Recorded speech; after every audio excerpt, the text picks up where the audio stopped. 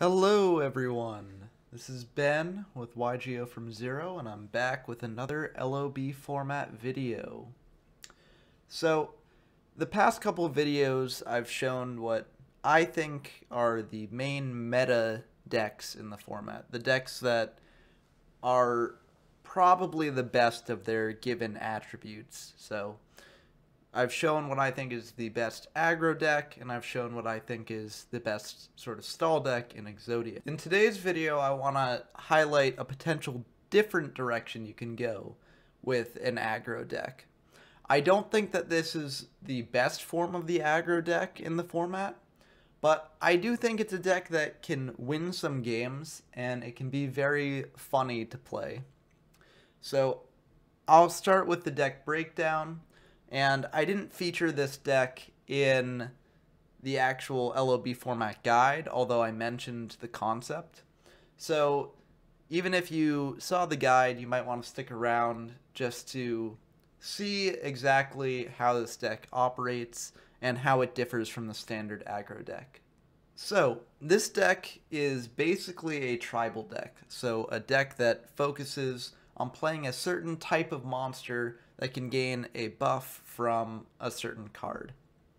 So here we're using field spells to buff up our 1400 attack point beaters in order to make them able to get over something like a Skull Redbird or your Uraby. And you might wonder why we focused on doing this for the 1400 beaters, like Celtic Guardian, Windy Phantom, over something like the Urabies or the Skull Redbirds.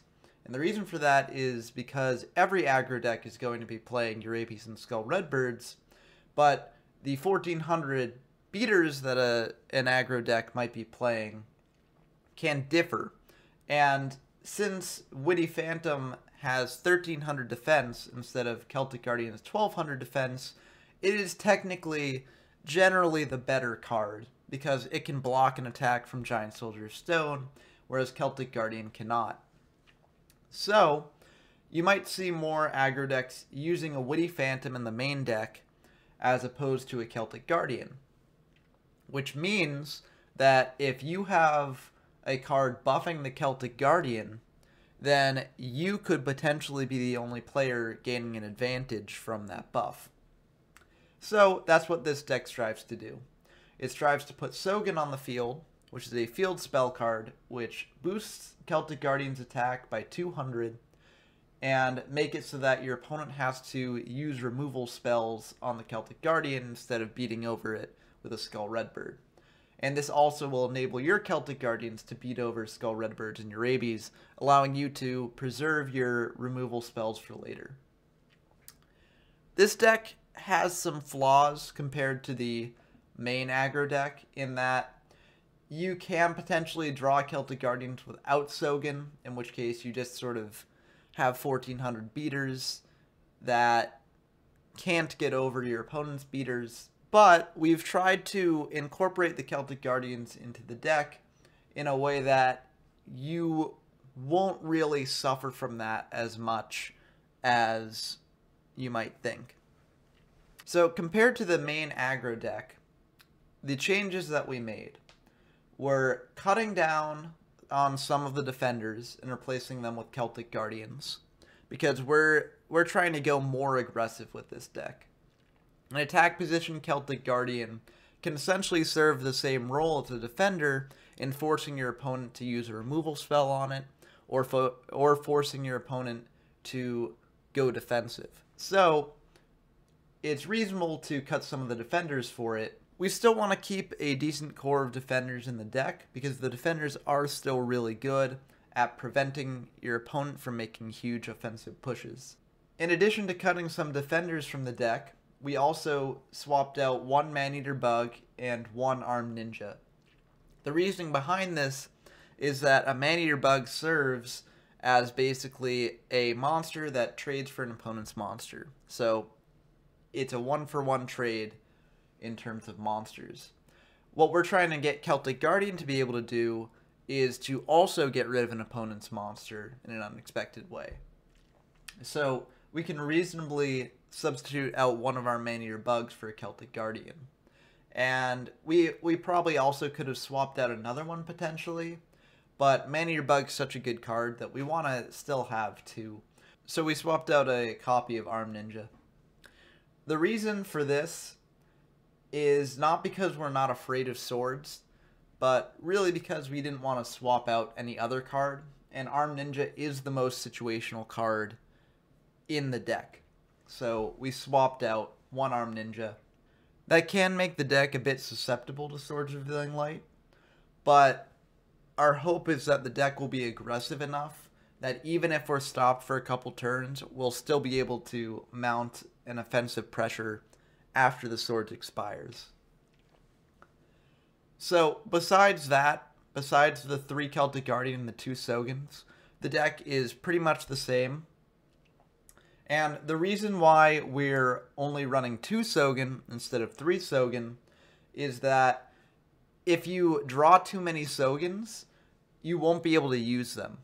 Because your opponent can potentially get rid of a Sogen with like an Armed Ninja, but honestly that's not the best trade for the opponent, and so we can't rely on them doing that consistently.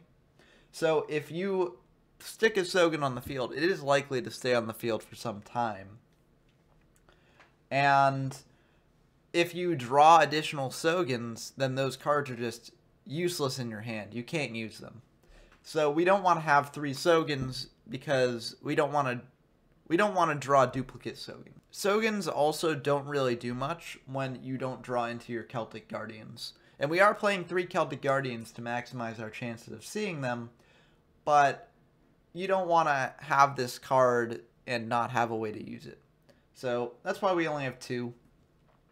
It does decrease the chances of being able to set up the sort of combo, quote-unquote combo, with Celtic Guardian, but I think that's relatively fine. This deck is not the best form of aggro, so we take what we can get, and we just gotta hope we get a bit lucky in some situations.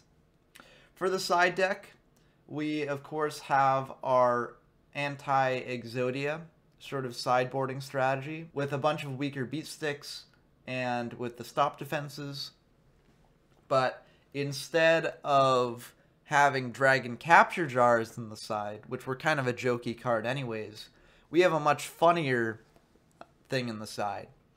Because if we're going up against an aggro deck, they might swap out their Witty Phantoms for Celtic Guardians, and we could potentially side into a Yami version of this deck, where we take out our Celtic Guardians and replace them with Witty Phantoms, and we take out our Sogens and replace them with Yamis, to sort of achieve the same effect that we achieved in Game 1, but in sort of a surprising manner in Games 2 and 3. And that's if we think that they swapped out their Witty Phantoms for Celtic Guardians, which they might not do, anticipating this sort of swap. But that's the deck, and as I said, I don't think it's as good as aggro, as the aggro deck that I showed before. But I do think it can win a couple games, so let's see it in action. Okay, so our first game is against Kane, and it looks like we are going first. So we got a pretty good hand to start out. We have our Celtic Guardian for whenever we draw our Sogen. We have a Pot of Greed to potentially draw into the Sogen. And we also have a more standard beat stick in Urabi.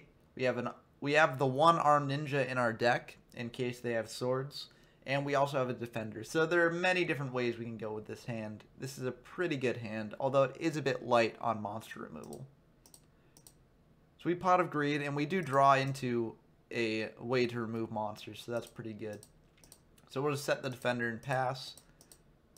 They've got a stop defense, and we've got the trap hole to back up the Akamator, so that's pretty good, and if we want to use it. It turns out that they do not have a beat stick to follow up on this, so it passes back to us. We bring out our other beat stick, and we get in. In hindsight, I probably should have attacked with the Urabi first, and then given them a choice between, if it was Man-Eater Bug, between getting rid of the beat stick with higher attack and taking damage.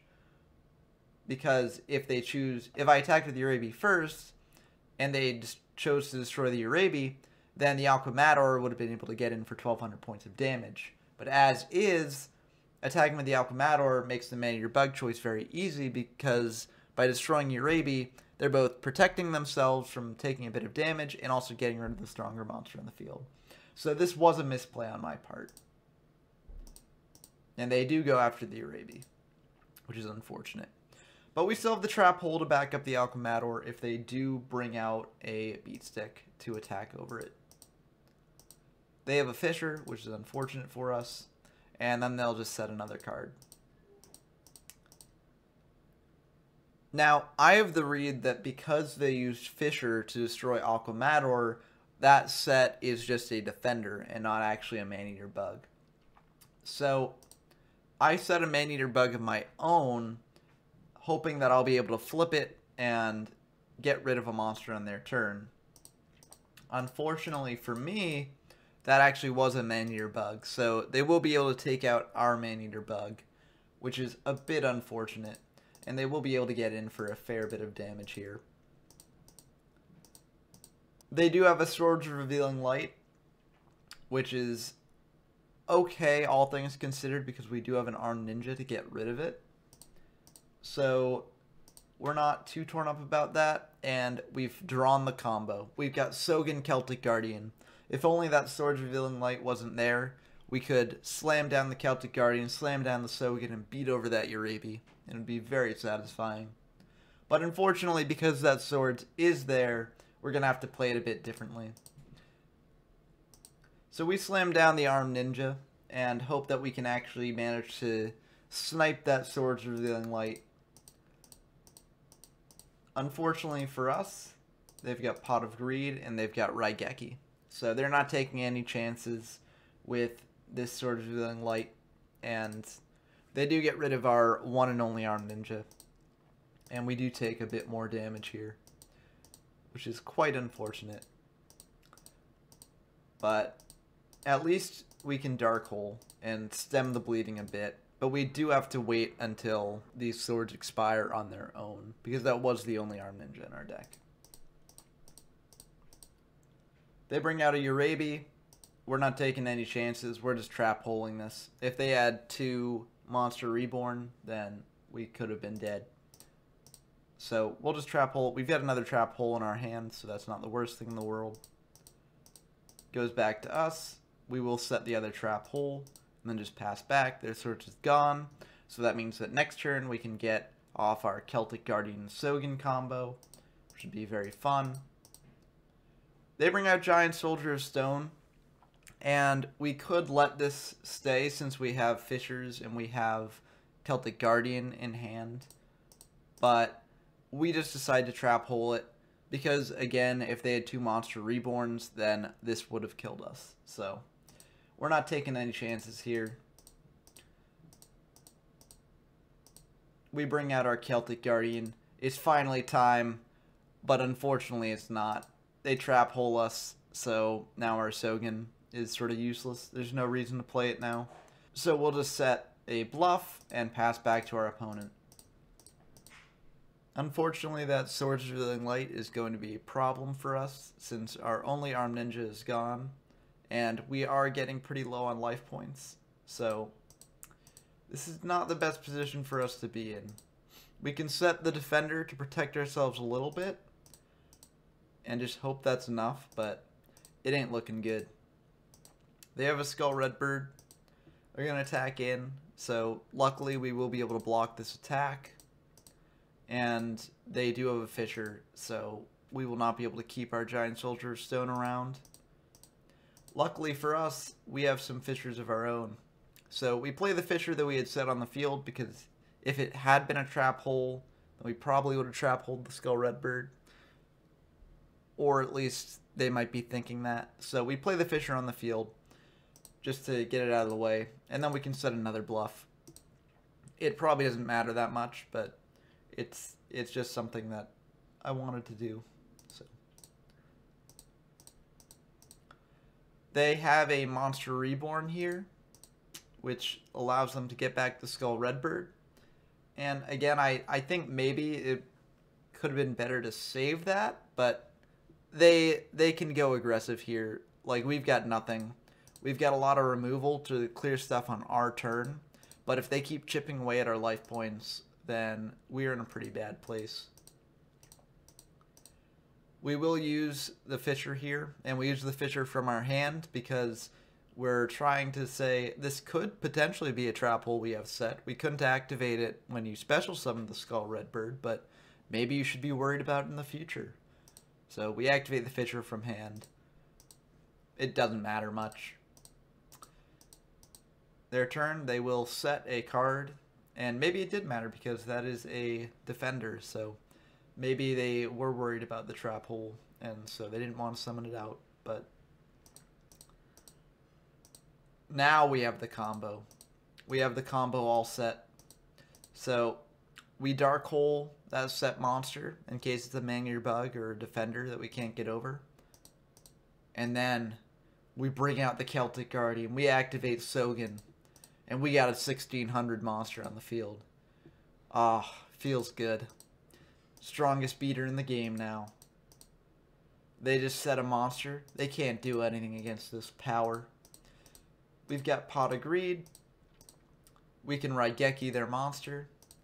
Bring out a Urabi. Attack in for 3100, which is pretty good. Especially since we have a monster reborn for next turn, if they clear our board. They do clear our board with a Dark Hole, and they'll set one face down. We do draw a Skull Redbird, so if this Skull Redbird sticks to the landing, then we do win because we have Monster Reborn in hand. Unfortunately, it does not. So we just pass back to them. We could have gone for the Monster Reborn just to put them on very low life points, but ultimately it doesn't really matter if we activated it this turn or next turn. Well, I guess it kind of could have, because if they didn't have any removal, then it would have given us another sort of roadblock in terms of preventing them from attacking in. So maybe we should have fired the Monster Reborn this turn, but it's tough to say. Their move, they have a Witty Phantom, the weaker beater, and they'll attack in. And they don't set anything, which means that if we drew a monster there, we would have won. But unfortunately, we don't draw a monster. So we just have to play swords and pass. We've got a Dark Hole if they commit anything more to the board. They just set one, and they switch the Witty Phantom to defense mode. And now we're almost home free. We can summon the Urabi, and we do have a Fisher. So we can just Fisher the Witty Phantom since the Urabi sticks. And then we Monster Reborn for game. Now, the interesting thing is, in that game, the extra 200 didn't really quite matter in terms of getting over the beat sticks. But it did actually matter in terms of the amount of damage we dealt. Because this Sogen, since our Celtic Guardians under Sogen attacked 3 times, makes a total of 600 life points that we wouldn't have been able to deal otherwise. So, and up until this point, 400. So, if we didn't have the Sogen, then King could have been at 3250 life points, probably. 3250 life points is a bit too much to get over with a Urabi and a Monster Reborn Skull Redbird, because that adds up to 3050. So that 200 extra points of damage on each of those attacks actually did end up mattering in the end, although not in the way we necessarily would have anticipated.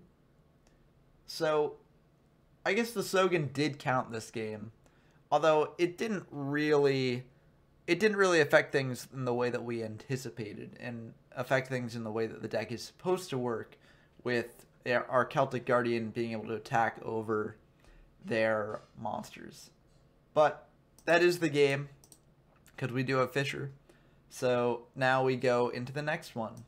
And I would have sided into the Yami sort of package, replacing the Sogen one, but Konkane side decked very, very quickly So I had to read that they were not actually swapping in their own Celtic Guardians for their Woody Phantoms. So I kept the Sogen package as is.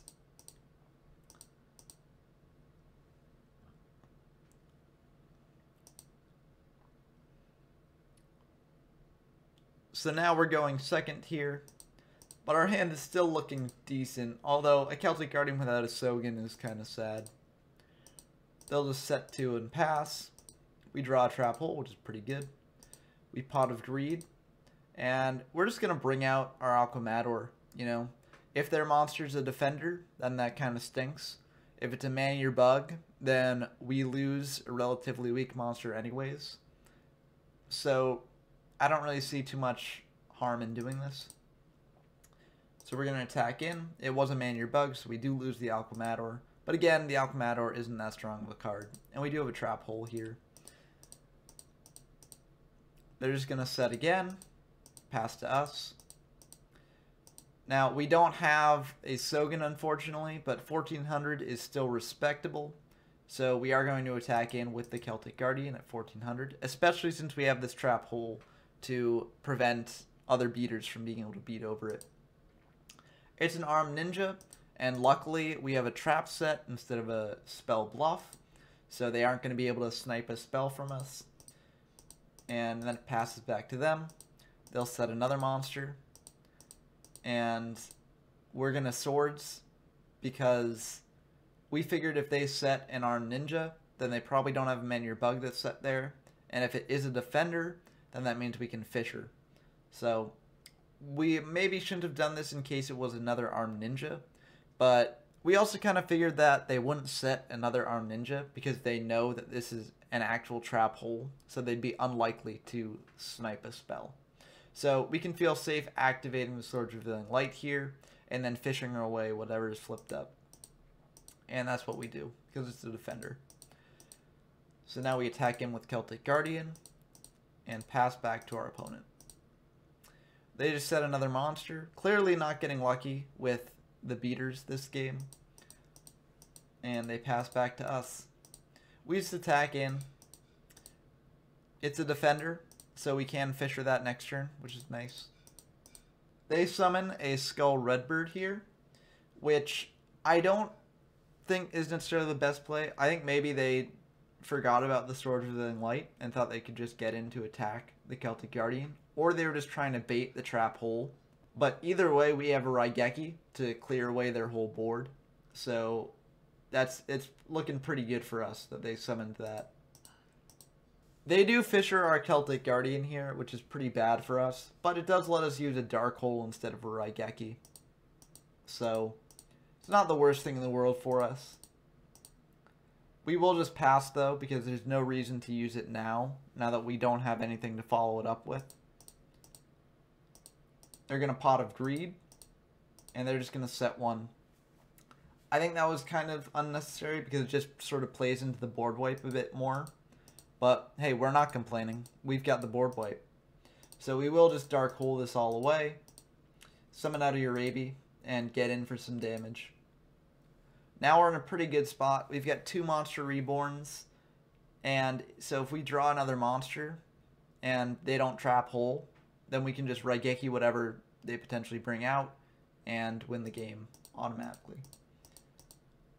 They will summon out of Urabi. And we do Trap Hole this because, again, if they don't clear our Urabi, and that set isn't a Trap Hole, which we're decently confident it isn't because they didn't Trap Hole our Urabi, then we can just win if we draw a monster. Unless they have swords, which they do. Which is unfortunate for us. We just set a bluff and pass back since there's no point in committing more to the board. They bring out a Skull Redbird and are able to clear our Urabi, which is a bit unfortunate. We just draw another Urabi. So we're just passing here. We could have fishered the Skull Redbird, but we're not at danger of dying here, even if they have 3 Monster Reborns. That's not able to kill us. Unless they bring out another monster, I guess. But we're not too worried about that sort of edge case. So we're fine just passing and letting them play more into the dark hole if they want to. They won't. They're just going to attack directly with Skull Redbird, which is pretty good for us. And they're just going to pass back. We have so many board clears. We've got so many. We're feeling pretty good about that. We will Fisher the Skull Redbird because if they do have multiple monster reborns, then we're getting to the point where it's a bit risky to leave that alive. So we'll just Fisher it. And then we'll actually set a Urabi in case they do have a monster and then 3 monster reborns. Just playing it a bit safe. And also this makes it more likely that we'll be able to stick a monster on the turn that Swords is gone and then use the monster reborns again for lethal. So the Swords does expire.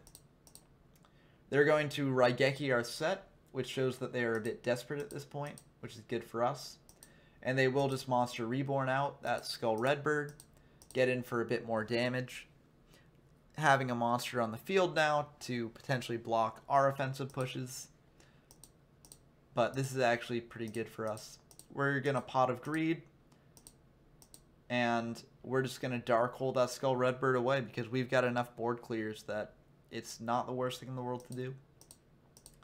We're going to bring out Celtic Guardian because we're saving our Skull Redbird for later.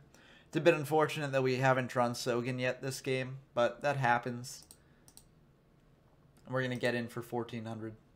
Now we're feeling really good because with 2 Monster Reborns in hand, that can get 3100 damage on board. So they have to have a trap hole in order to prevent us from winning next turn. We're just going to set the stop defense as a bluff. They will bring out a weak beater of their own in Witty Phantom. And they will Fisher away our Celtic Guardian. And they're just going to hit in for 14. We draw Swords, which, you know, doesn't really matter at this point because we're just going to summon out Skull Redbird. And they just had a stop defense. They couldn't do anything about it. So we will just Raigeki and use our 2 Monster Reborns to win. And that was the game. So the Sogen version of the aggro deck did actually take a game on the regular version. However, do I think that's because of the Sogen Celtic Guardian package? No, I do not. I think that while it did technically help in the first game, I think we would have probably won that first game anyways. And the Sogen didn't... The Sogen just helped with damage. It didn't help with clearing Skull Redbirds that game. We didn't actually get to see that happen at all in either of these games. The Sogen didn't even come up in the second game. So I think that this aggro deck kind of took a match off the other aggro deck just by getting better cards and potentially playing a little better. So I don't think this actually means that the Sogen deck is better than the regular aggro deck. And you can actually see a bit of that in that the Sogen first game did nothing. It would have potentially been better to have a card that could have actually done something on that board to further our game state than just a Sogen to get in a little bit of extra damage. But now that we've seen how the Sogen deck goes against a regular aggro deck, now let's see how it matches up against the other big deck in the format, Exodia. So we got another matchup against Concane. They're going to be on Exodia this time. We're on the Sogen aggro deck again. And luckily we're going first.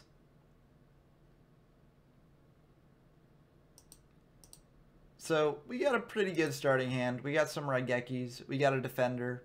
We've got a standard Beat Stick and Urabi. So we're just going to set a Defender and pass. We don't want to lose our Raigeki or be forced to use the Raigeki if we think they have an Armed Ninja. So we're just going to keep it in hand. They're going to Swords.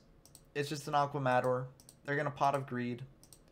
And then it passes back to us.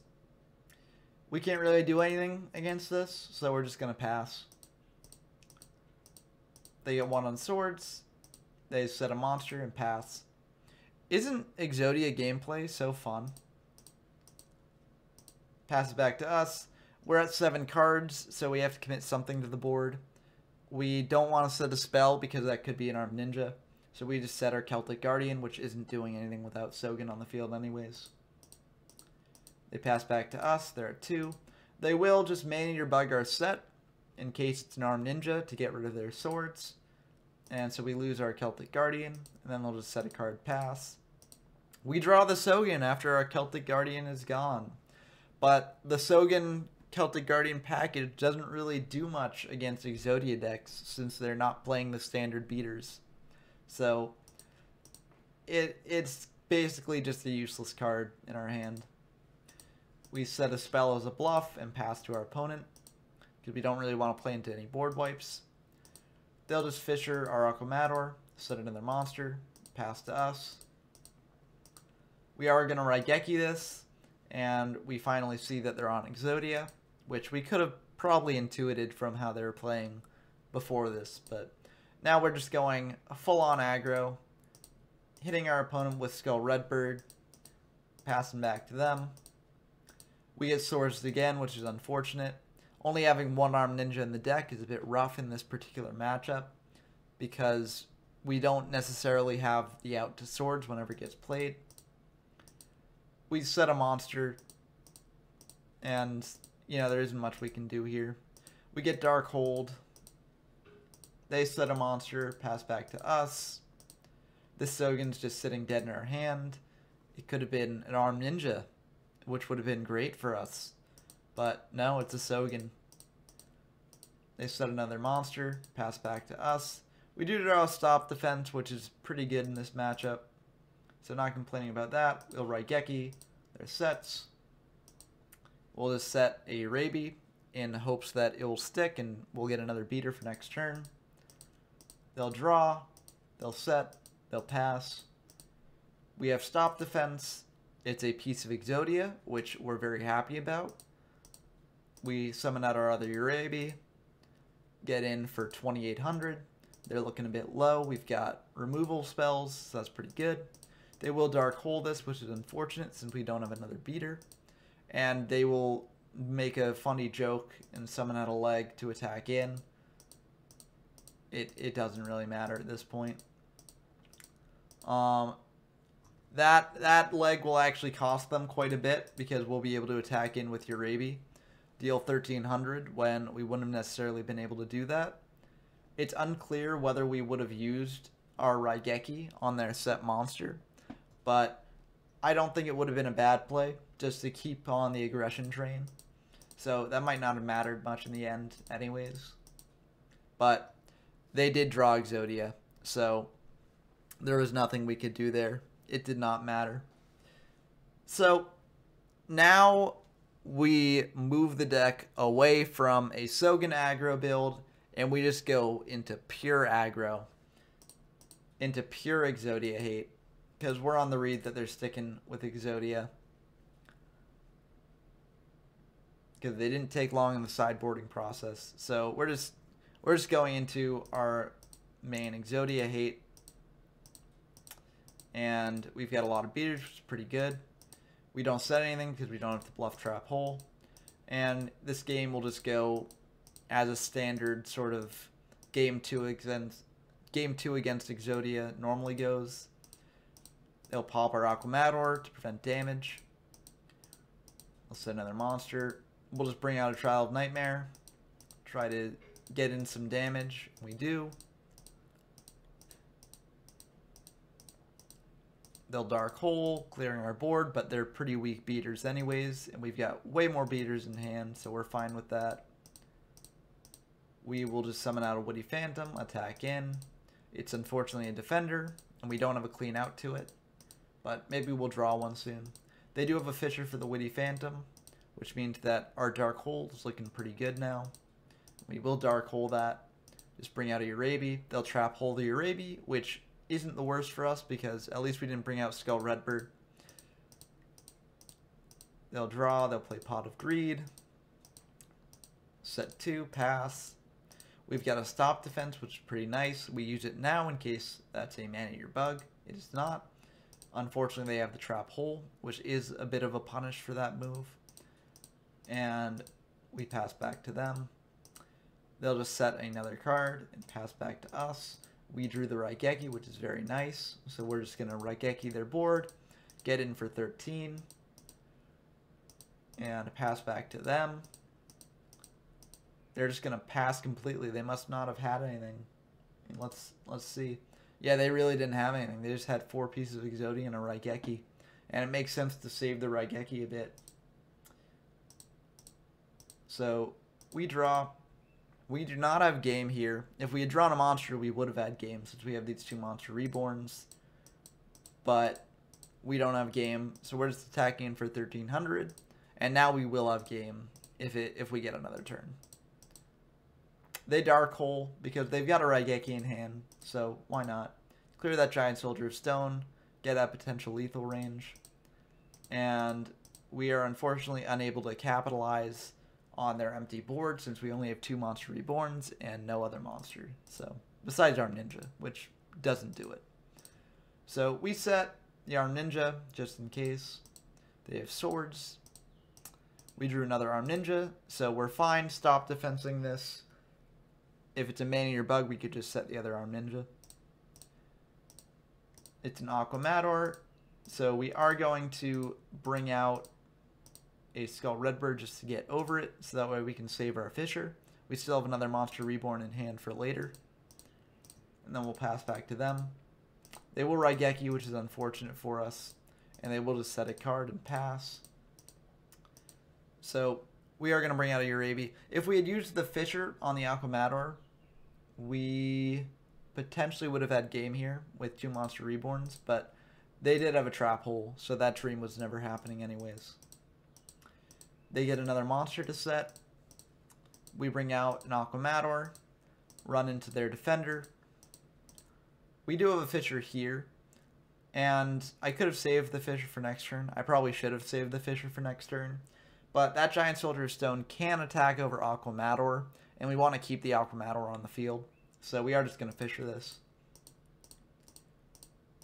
Pass back to them. They set a monster. Pass back to us. We're just going to bring out a Giant Soldier of Stone, attack over their monster, which is a piece, and we get in for 13. They'll draw. They will Raigeki, which is pretty bad for us, but if we draw any monster, we win. That also works. We have 2 Monster Reborns. That wins us the game. So, again, this deck is now no longer the Sogen deck, basically. It is just the Exodia hate deck that happens in games 2 and 3. We decided to keep with the Exodia hate deck because again they were very quick in siding, so we figured they're still on Exodia. As a note, if the Exodia deck does side into, if we have the read that the Exodia deck sides into the sort of aggro deck, then we can keep our original Sogen build, which is fine. You know, it's basically just the matchup you saw in the first match today. So it's basically like a 50-50 sort of thing. We will bring out Witty Phantom. We'll lose the Witty Phantom. Pass back to them. They'll set a monster. We're going to bring out Giant Soldier of Stone. Attack in. Take 700 damage. That's fine. We pass back to them. They set a card. We'll bring out Urabi. We'll Raigeki. We're just going full-on aggression. Attack in. Now we're sitting pretty because if they don't have a board clear, we're feeling pretty good. They do have a monster, though, so that's unfortunate for us. We will not be able to get in for a lot of damage this turn. They'll Swords, which is especially bad for us. We don't have anything to do, so we'll just switch the Soldier Stone to defense. They'll set a card.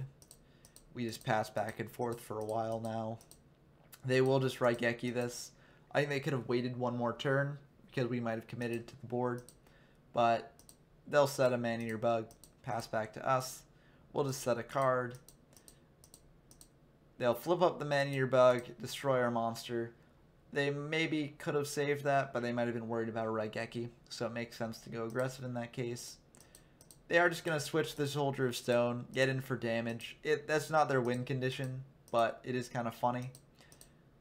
And we do have a board clear anyways if we so choose to use it. We don't choose to use it because we could get over either of their monsters with a Skull Redbird, but they revealed that they do have a Trap Hole. So that's unfortunate for us. They're just going to get in for more damage because why not? And then they're just going to set another, pass back to us. We are just going to bring out a Celtic Guardian because that gets over everything.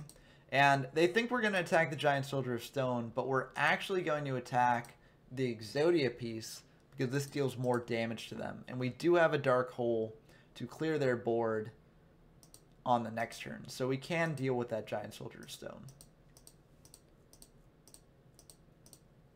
They will Raigeki or Celtic Guardian, which makes that Dark Hole even sweeter.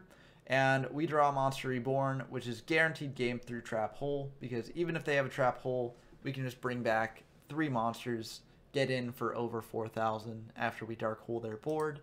So we do actually win this. And so that kind of shows how the deck plays against Exodia, but it also doesn't really, because the Sogen pieces never came into play beyond the first game.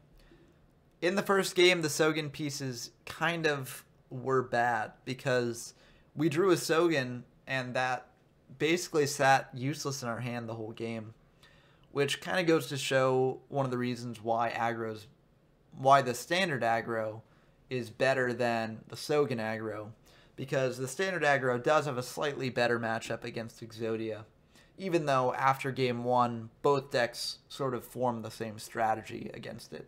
But I thought I'd highlight this deck because it is a bit funny. There are some funny things you can do with it, and it can win some games, as I did show here. I don't think it's as good as regular aggro, because that regular aggro deck is just, streamlined. It can play a lot more removal. It can play a lot more just better cards, since it doesn't have to fit in the Celtic Guardian and Sogen engine. But I do think that this is a fun deck to play, and it can be a good deck to surprise your opponents with and potentially take some games off of them. So that's going to do it for this video. This is basically the last LOB deck profile and matchup that I want to feature, because it's essentially the last reasonable, different type of deck that actually feels different. I could potentially make a deck featuring equip spells. I could potentially make a deck featuring tribute monsters, but in terms of those, I don't think that they'd be as fun to watch, because the equip spell deck, even more so than the Sogen deck, it can just feel at times like a regular aggro deck, except for that one bit of spice. But since the equip spell is likely only going to get use for one turn, since what you do is you'd equip it to a monster, and then your opponent would just get rid of that monster on their turn with a removal spell, it more just feels like a spicy tech card in a regular aggro deck than feeling like its own sort of entity, which the Sogen deck feels more so like, because the Sogen sticks around for the whole game usually. So it does feel a bit different. And in terms of the tribute monster strategy, that deck is just sort of miserable. It does not work. It just leads to you having unusable cards in hand while your opponent curb stomps you. And likewise with the fusion deck, which also just leads to you having these unusable hands that your opponent can just run you over while you have those hands. So I'm not planning on making any videos featuring those decks, because I either don't think they'll be different enough from the regular aggro deck, or I just don't think they can win. So this will be my last LOB deck profile and deck matchup sort of video. I do have some plans for 1 or 2 more videos in LOB format, but after those, I'm planning on transitioning completely into the next format, which I call SYK format because I can't call it Yuki Kaiba format because that's something else. And that format has with it a lot more complexity than this one. So it should be a bit more fun. Anyways, as always, I've been Ben from YGO from Zero. If you liked what you see and you want to see more like it, then feel free to subscribe so you'll be up to date whenever I release a new video. And if you have any feedback for me, then please comment down below. Until next time, this is YGO from Zero, signing off.